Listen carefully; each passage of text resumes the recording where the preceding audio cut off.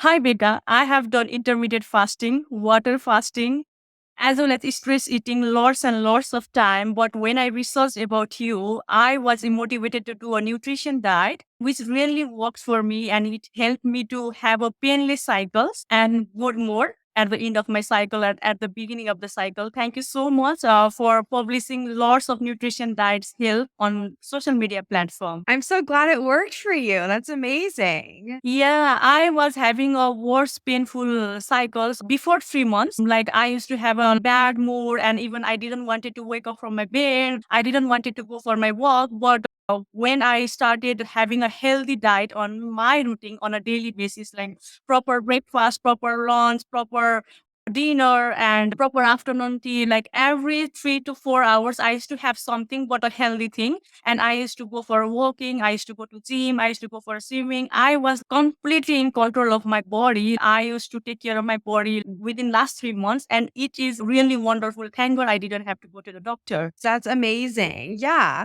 Like it's I feel like a lot of times we make it so complicated, but yeah, you found such a simple way to just, okay, all I need to do is nourish my body. I need consistency with my meals. I need to be making sure I'm not going too long without eating and throughout the day. And your hormones responded really well to that. So that's amazing. And that's such a huge realization to go through to Yeah. be like, okay, I've done all these crazy diets. I've done the restriction. I've done the fasting. And in reality, like what works is actually fueling your body and making sure that you are getting enough food throughout the day. Like that's really the key. And it sounds like your hormones and your body responded really well to that. And that's amazing. Yeah, like I am an Asian girl. I migrated from Nepal. I was married at the age of 22. And before my marriage, I didn't have to do like lots of household work. My mother used to cook for me. I used to eat healthy food and I used to continue studying. And like my body was perfect. But when I came to Australia, a developed country, I had to study, I had to do work. And there were lots of changes on my lifestyle. Like there were lots and lots of stress as an international migrant. And now I'm 29. It has been almost 6.5 years I have been to Australia. And I think like slowly and slowly I started having a fast food foods, ignore healthy foods and even like easy making food. And I think that was the reason when I talked with my circle, they used to encourage me to do intermediate fasting. And I did intermediate fasting like almost 6 months. And after I did an intermediate fasting, I used to crave for you food and I used to eat fast food, and even one of my friends suggested me to do a colon cleaning, which is water fasting. And I did for at least 7 days, like completely Wow. water. And I lost 7 kg weight. And 7 days, I lost 7 kg weight. And I was so satisfied. And my mind, body was like completely okay. But after 7 days, I was craving for food, which I don't know. After 7 days, I again gained my weight. Yeah. And the thing with those diets is that they work because you're not eating anything. Like they work. But the thing is like that is not realistic and it's not sustainable. When your body starts to have those cravings, when you start to have issues with your cycle, with your energy, with your digestion start to pop up, like those are signs that your body is compensating and it's not working at its optimal pace. And what's happening is initially it's going to feel really good, especially if your diet prior was like fast food and not healthy food. It's probably going to feel good to stop eating that stuff, right? But it's not the intermittent fasting or the water fast that's like making you feel good. It's that, okay, you're just not eating as much crap anymore. And initially, when you cut that stuff out, and especially if you're fasting for long periods of time, that's going to spike cortisol levels. And initially, cortisol feels really good until it doesn't. And this is what I always tell women that like you can fast, you can skip meals, but eventually, like running off of cortisol, your body's not going to feel very good doing that. It's not meant to be like a long-term solution. It's Sure. kind of like when you first get on a roller coaster, you're like super excited. You have this adrenaline rush if you like roller coasters. And you're just like, you're pumped for the ride. But by the end, you're kind of just like winded and like, you're like, okay, I'm ready to get off this thing. Like that's kind of what's happening when you're throwing your body through all these different diets and whatnot. Eventually that like cortisol high that feels really good is gonna come at a cost essentially. And that's where you start to see hormonal imbalances come up and gut issues. People have really low energy, like all of these symptoms start to pop up. And we think that, like, okay, it has to be deeper because I'm doing all the right things. But the right things that you're doing are really what are causing these imbalances in the first place. I have realized I'm Asian, and in Asia, like we are used to eating rice, which means Mhm. lots and lots of carb. And I used to think that the rice, the carb was the problem, and I used to restrict carb and the sugar. But at the end, I used to have low energy, and I now realize that I used to eat it, but on a limited amount, not in an extreme amount. Yeah. But I should not restrict it, and now my body is very good. Yeah, and again, carbs are not the enemy, they're not the problem. It's the overconsumption of highly palatable foods that is the problem. It's not the rice. People aren't, like, addicted to rice. It's, like, the carbohydrates that are, people are making people not feel good are, like, the cookies, the cakes, the processed foods that are not just carbs, right? Like there's other things in there that, are gonna probably not make you feel good, like other additives, other types of fats. Like, it's not just the carbs. And we actually do need carbs. Carbs are your body's preferred source of energy. And especially, for you, you grew up like that's in your blood to have rice on a daily basis. And so your body's probably going to do really well with rice. And so it's just kind of like the demonizing good versus bad, carbohydrates are good, carbohydrates are bad, is just like, it really hurts us because they can be really beneficial if you're, you know, getting the right types of carbs in, you're balancing your meals with protein. You probably wouldn't just eat a bowl of rice on its own. You'd have other things in there, right? So it's not the carbs that are the problem. There's usually a lot of other factors in there, and that's where it becomes like people start demonizing the carbs and blaming the carbs. But the reality is it's not the carbs that are the problem. It's usually that like people aren't balancing their meals with enough protein to keep them full and satisfied. And then they're usually like going through that, yo-yo dieting, restrictive mindset where they're cutting out carbs completely. And then their body's getting all of these cravings because energy is really low.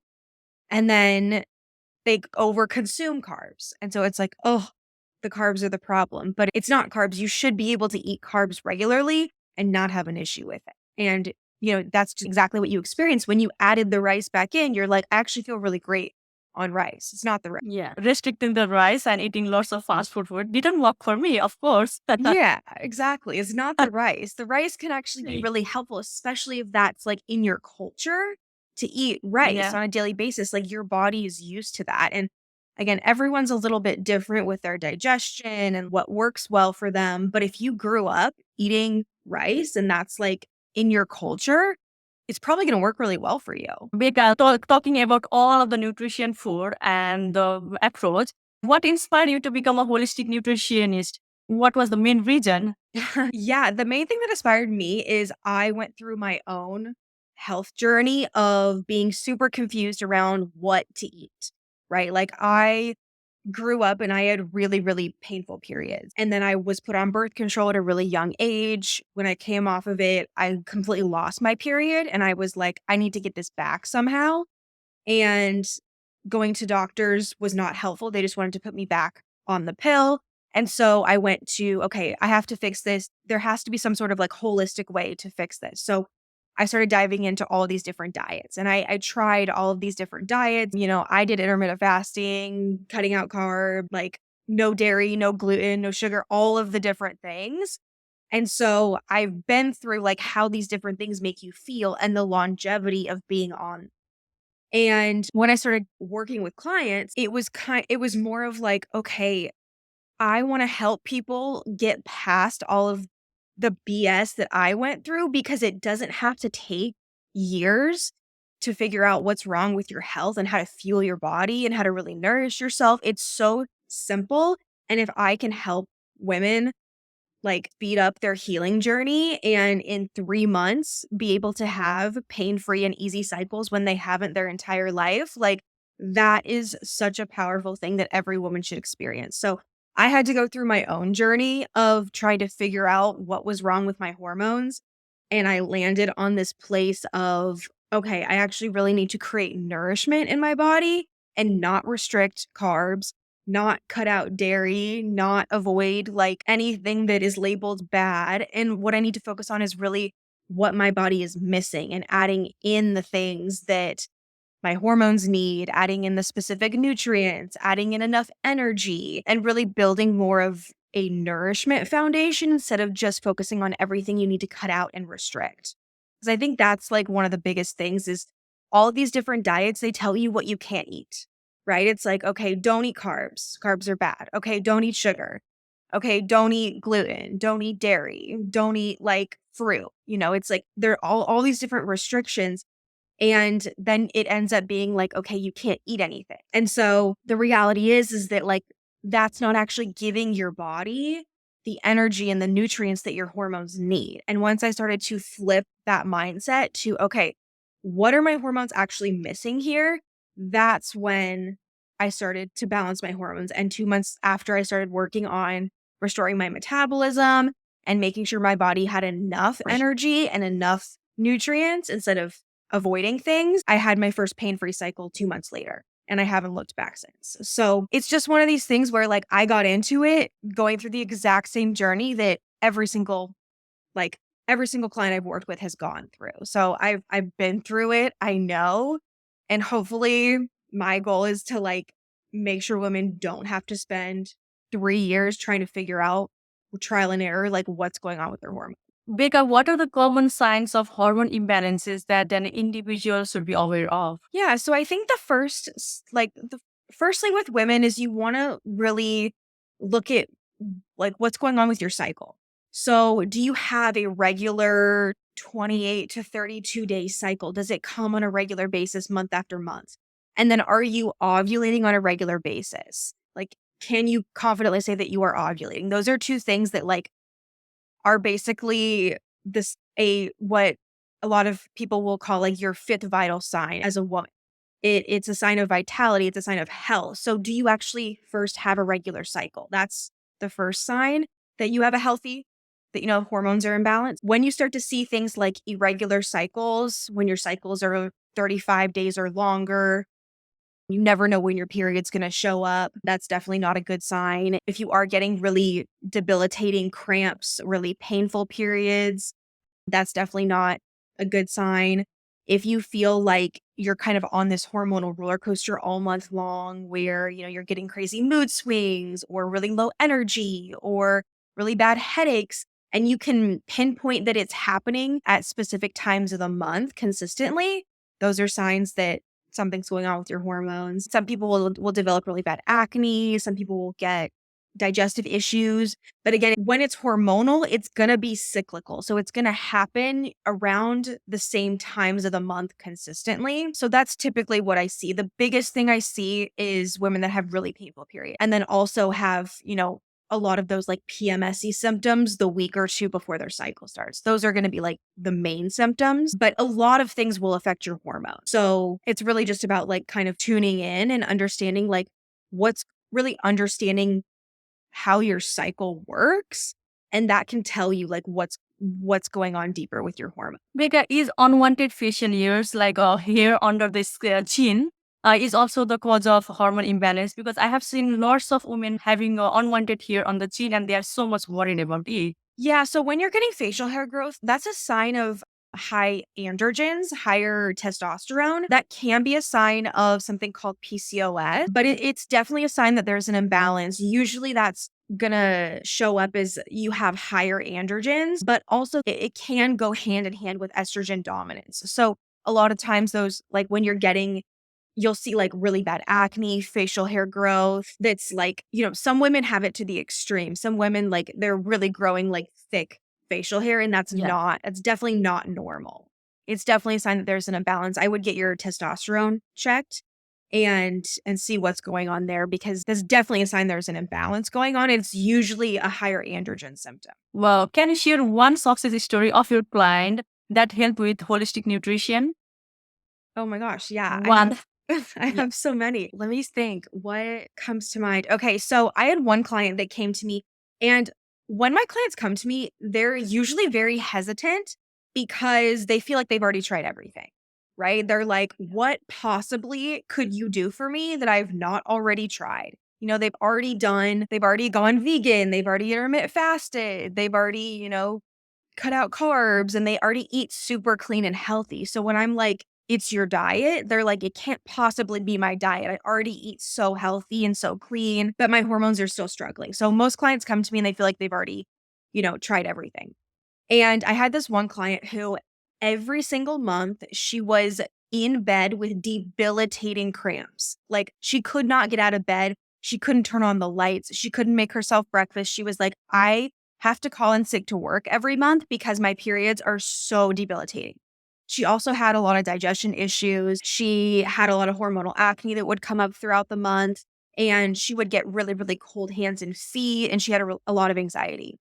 And so, she had a lot of these other symptoms that told me that her body was very, very undernourished.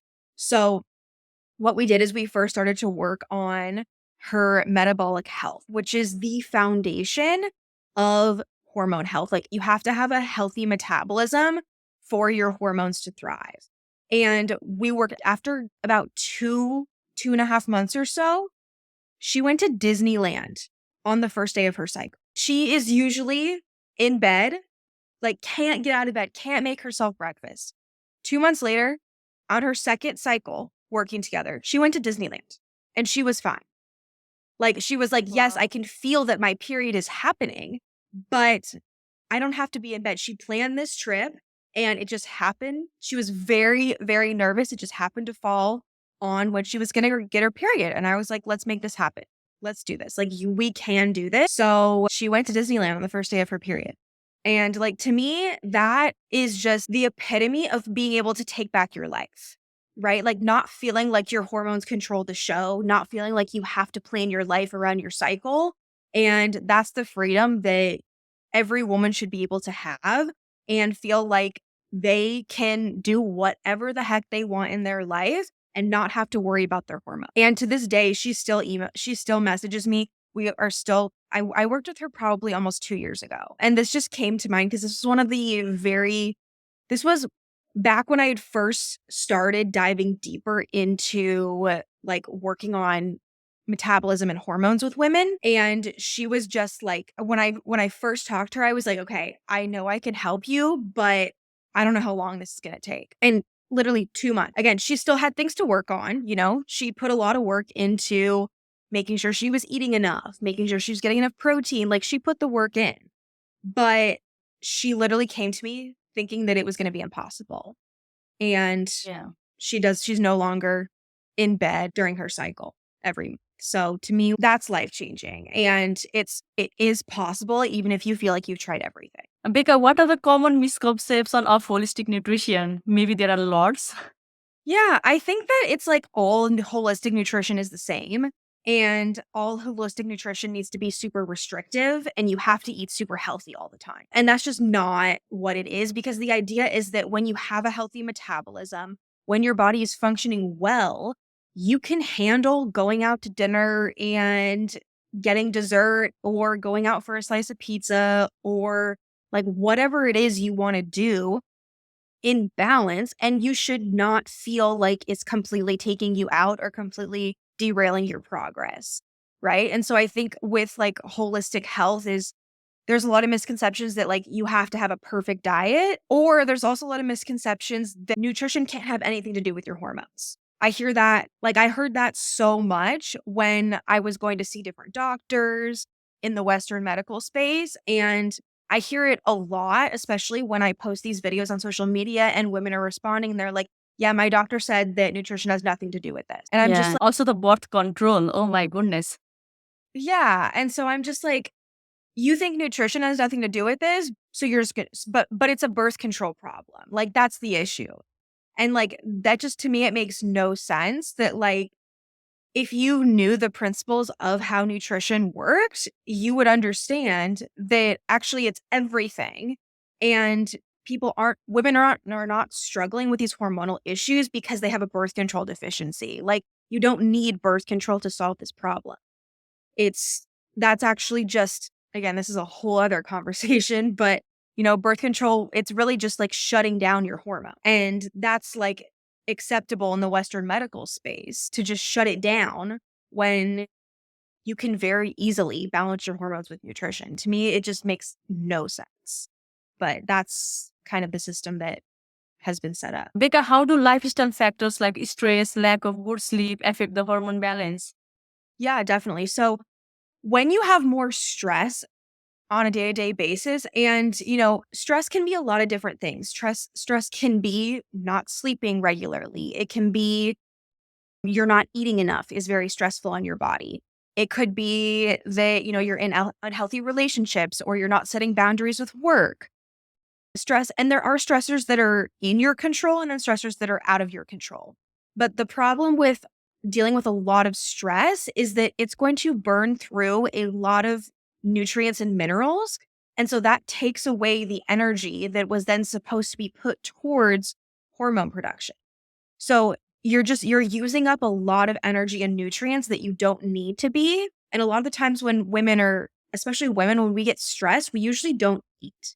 That's usually like one of the first things that happens is we usually either don't eat or we overeat on things that, it kind of opens this door to like, okay, I need to eat everything because your body's burning through energy so quickly that you just kind of, feel a little more out of control. So there's two camps with stress. But high levels of cortisol, which is, your stress hormone, one of your stress hormones, high levels of cortisol are going to block progesterone specifically. And progesterone is your calming, anti-anxiety, anti-stress hormone. And we need it to have pain-free cycles. And so when you are constantly, running on cortisol, you're constantly stressed, you're constantly burning through a lot of nutrients and minerals that your hormones really need, your hormones are going to start to suffer. And your body's not going to have enough energy to put towards ovulation, making enough progesterone, and having that easy cycle that it should. It's going to start to cut corners at that point because, again, we need a lot of energy and a lot of nutrients to make hormones and to, your hormones are changing every single day. And hormones do take a lot of energy. And when that energy is being put towards getting you through a stressful situation, your body has to cut corners and hormones kind of go to the back burner.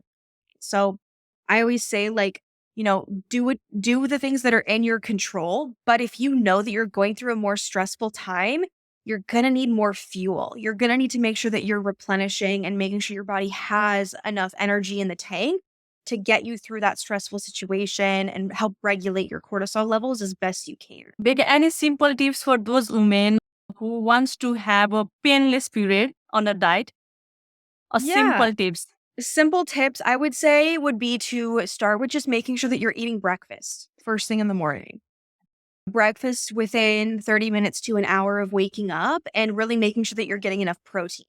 I have had women who come into my program and all they do is work on getting enough protein and their period is less painful. And it sounds so simple, but your body needs protein in a decent amount to make hormones and to also make sure that you're circulating hormones properly. So protein is super important. And then again, making sure that you're getting fuel in the tank first thing in the morning is going to help lower that cortisol. Actually, I'm not lower it, but regulate your cortisol. And when cortisol is regulated, that means that you have a healthy metabolism, and that allows you to have healthy progesterone levels as well, which again, you need healthy amounts of progesterone for pain-free cycles. So your period is really a reflection of what's going on throughout the month. So if you're making sure that you're nourishing your body throughout the day, just like you said in the beginning, like you started eating every 3 to 4 hours or so, and you made sure that you were really getting enough food in and nourishing your body. Like those are the things that are going to make the biggest difference with your cycle. And then obviously, like there are little things you can do to help with your period, like adding in some raspberry leaf tea when you're on your period. That can be helpful for an in the moment type of situation. Or even I like to add in some magnesium or vitamin E can be very, very helpful. But, it's one of those things where like you can add in these like spot treatment things. But if you don't have that nourishing foundation and you're still skipping breakfast and you're still like under eating and you're not really meeting your energy needs, like it's not going to make a huge difference. And Becca, like I have seen people eating some for dinner before 5 so that they will have a little bit of lighter stomach while going to the bed. What your viewpoint on that? Yeah, I think it depends on the person. And I think it depends on like, it just depends on a lot of different factors. Some people do better with eating more calories earlier in the day and not having so many calories at night. But if your body's under a lot of stress, like going from 5 o'clock to the next day without food is just too long. And so I would say, like, just you really have to kind of gauge whether that's really working for you. But there's no downside to eating after 5 p.m. Like it's not going to hurt you. And for most women, they actually do better with having a small snack 30 minutes to an hour before bedtime because it helps keep your blood sugar stable longer throughout the night. So I think it just depends on the person. But I do and it depends on how much you're eating earlier in the day as well. Like, if you're getting enough calories in the first half of the day, maybe you don't need as many in the second. Like, so overall calories are gonna be the first thing, but also, like, if your body's under a lot of stress, if your blood sugar is not stable, then it's gonna be more stressful for you to go longer periods of time. So, I still have I still usually have a bedtime snack before bed. It helps me stay asleep. It helps me keep my blood sugar stable throughout the night, and it works really great for most of my clients. I have never really seen anyone who doesn't do well with having a small light snack in the evening, at least, like after dinner. But I think it just depends on the person as well. And especially your levels of stress. Because if you're really stressed, you're not going to want to go long without eating. Yeah, like I also feel that when I am in a stress and I didn't know that I used to burn my minerals and that, but I used to crave for food and I used to eat lots and lots of food. But yeah, I need to eat the healthy food. Like when I'm in stress, I got the point. Yeah, and a lot of times, like, the cravings will come at night, and that's usually a sign that you're not eating enough throughout the day.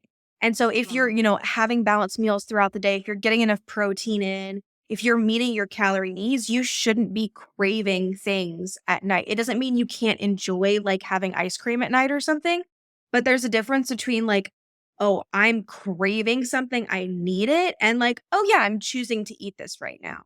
Like, both are Yeah. they're just different situations, and it's okay to eat something late at night, like, again, it's not gonna hurt you, and for most women, actually, it might help you, but I think that, like, yeah, when you're feeling like this out of control craving at night, that usually means you're not eating enough during the day. Becca, how can people connect with you and get help about the hormone balances? Yeah, so you can find me on Instagram and TikTok. My handle is at Nourished with Becca on TikTok and at Becca B Brown on Instagram. And I do have an application to work with me, and I do have group programs as well that I run. And so, yeah, those are like the two best ways to look at my content further, kind of look at like I have a bunch of tips and stuff on my social media. And then, yeah, if you do feel like you need help with this and you want to really address the root cause, then reaching out through my social. I do have a link in my profile where you can apply to work with me. And yeah, that's the best way. Becca, have you done any qualification regarding the holistic nutrition? Yeah, so I have a holistic nutritionist certification. Thanks, Becca. It was great talking with you and hope lots of women will have a painless period by your consultation and by listening to your social media platform. I think like there are lots of rumors about intermittent fasting, water fasting, lots and lots of diet, but people are not nourishing their body. But hope the conversation we have done today will help lots of women to reset their mindset and have a nutrition diet and help to have a painless periods and not having a mood swings and having a right mood. It was great talking with you, Becca. Thank you so much for attending the Next Web podcast. Thanks for having me. Thanks, Becca. Bye.